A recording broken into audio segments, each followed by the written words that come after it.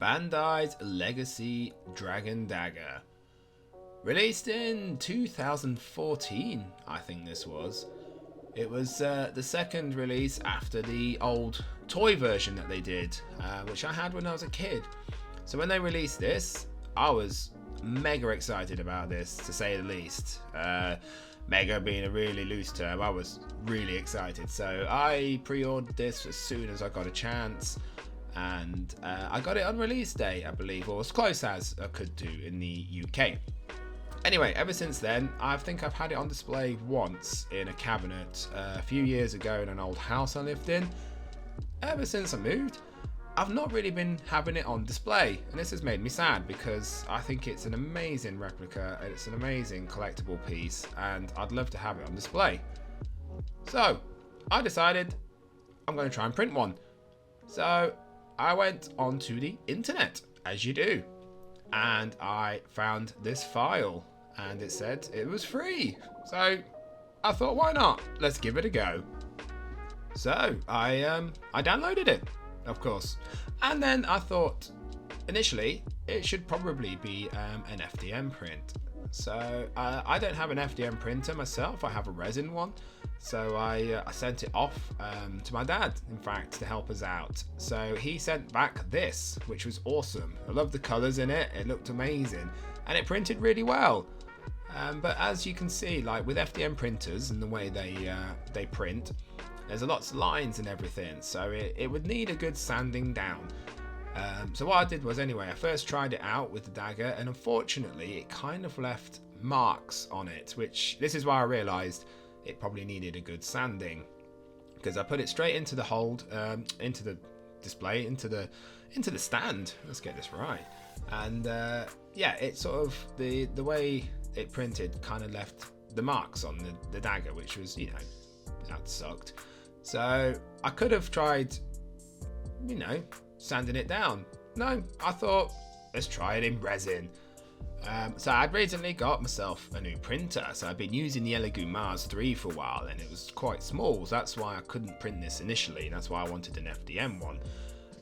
And then I did eventually get a bigger one. I got the Photon M5S, and so I thought, I can print it now. So I did my own version in resin, just to see what it would be like, to see how sturdy it was. And it came out really well. So I re-sliced it all, got it all supported, and I think it was the first attempt. It came out straight away, perfect. And just like the FDM one, it did need a little bit of sanding, but unlike the FDM one, obviously with resin, it was a bit quicker and easier to sand, so you could do some wet sanding on this. You just had to get rid of some of the support marks. They were mostly underneath, so it just basically was sanding down a lot of the support marks just to sort of smooth it out and make it sit a bit flatter. And then just sort of try and get rid of some of the print lines. There were some, not many, but you could kind of see them. It's not a big deal because eventually I was going to spray it. But yeah, I just wanted to go over it with a few different types of sandpaper just to try and get rid of some of the support marks, and like I say, just kind of smooth it out a little bit.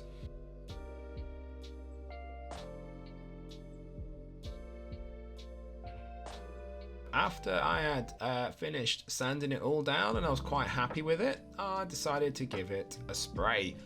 So I just sprayed it all black, basically. So I used a Citadel colour because I've got them lying around all the time from all the Warhammer that I do. And my theory was I just wanted a black stand with the coin painted gold. So naturally I thought, spray it black, easy. And obviously my little wheel here, as you can see, did not work. I think I'd sealed it together with something I sprayed earlier. So it's meant to be a little turnstile. I'm not meant to have to turn it with my hands. It's yeah, it just wasn't working. But you don't need to know any of that, really. Well, you can see. So anyway, yeah, this part was literally just cover it all in black, and then once that was dry, I just moved on to painting the little coin on it.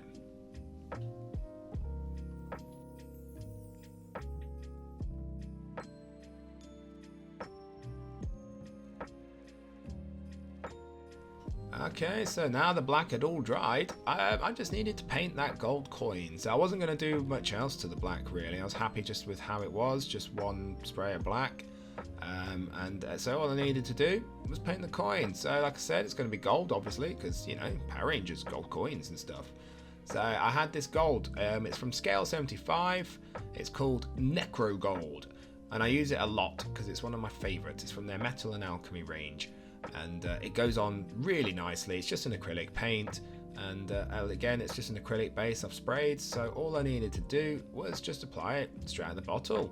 So I put it onto my wet palette. And then all I did was just take a brush.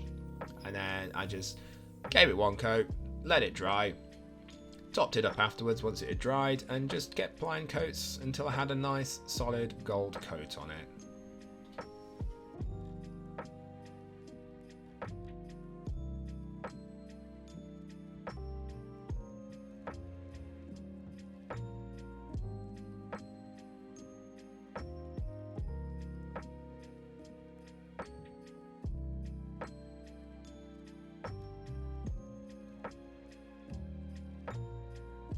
Okay, so the next stage was to give it a wash because I wanted it to look a bit weathered. I quite like the weathered coins.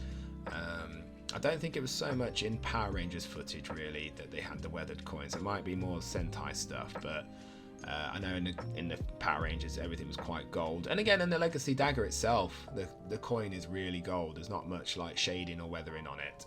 But in the Legacy Morpher, I remember, I think they used like weathered coins and stuff, and I always kind of preferred that look.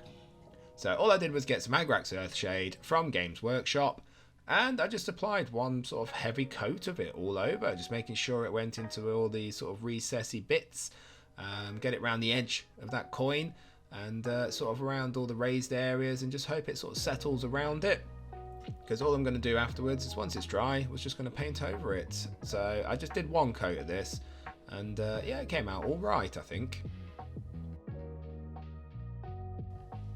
After the wash had dried, then I just needed to go back over all of the raised areas and all the non-sort of cornery sort of shaded bits that didn't need the wash in, and just paint gold back over it. So again, just use the same gold and just same method, just straight over it. Now it's all dry, just nice thin coats, just apply one or two, and that's all it took just to build it back up again.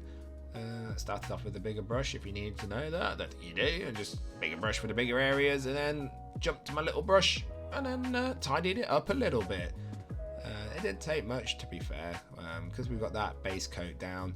It just needed a couple of passes, and yeah, it was pretty easy really, and I think it worked.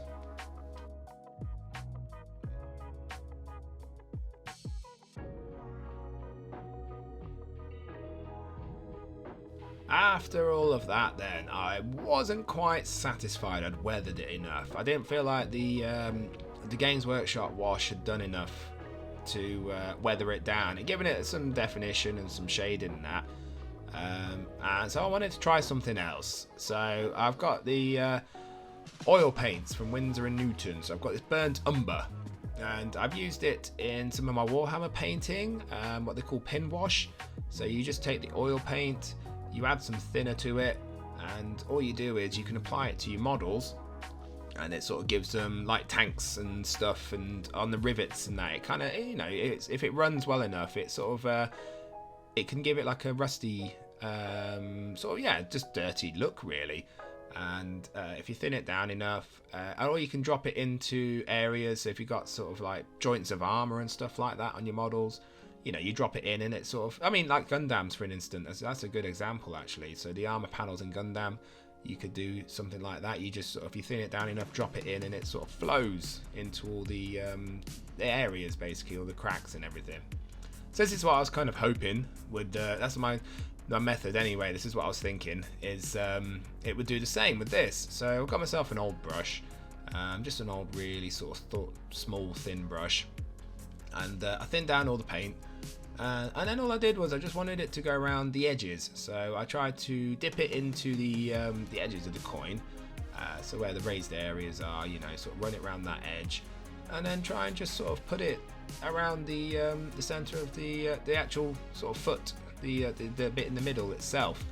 And hopefully, I was hoping it would kind of just sort of run into all the areas around the edges of the raised areas, and just sort of when it dries, hopefully just give it a nice, just a bit more of a worn effect is what I was trying to go with. So it's a bit of experimentation here at this point. This was just guesswork and hoping this would work out. And I'm happy to say it did.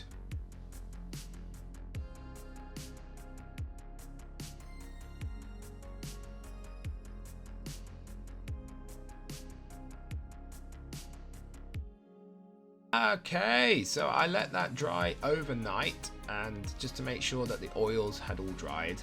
I say overnight, I let it dry overnight, I went to work and then I came back and checked up on it. So my last part of this was to just give it a little, not a gloss, like a matte spray, just a varnish, like just a coat of something, just to sort of seal it a little bit. And I've been recommended this before, so I've not used this brand before. So it's my first time trying it out, and I've tried it out on this, and it did well. It was fine, easy enough to use. And here is the final result.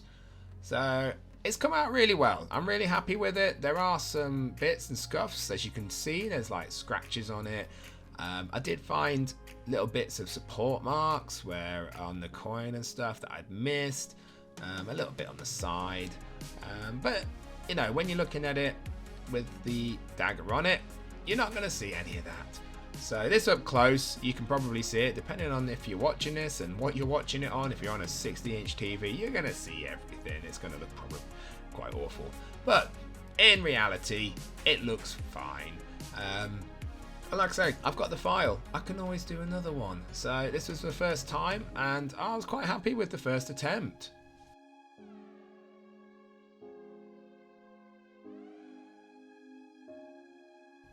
And now it was time to make sure that it fit. And there we have it. So it fits perfectly. And it's nice and smooth. Like I say, it's not going to leave any marks on the dagger itself. And the dagger's nice and sturdy. So I'm quite happy with the result, I have to say. And I don't know, looking at it now, maybe I'll do another one and maybe paint the coin to match the one on the dagger itself. But as for now, I'm happy with it.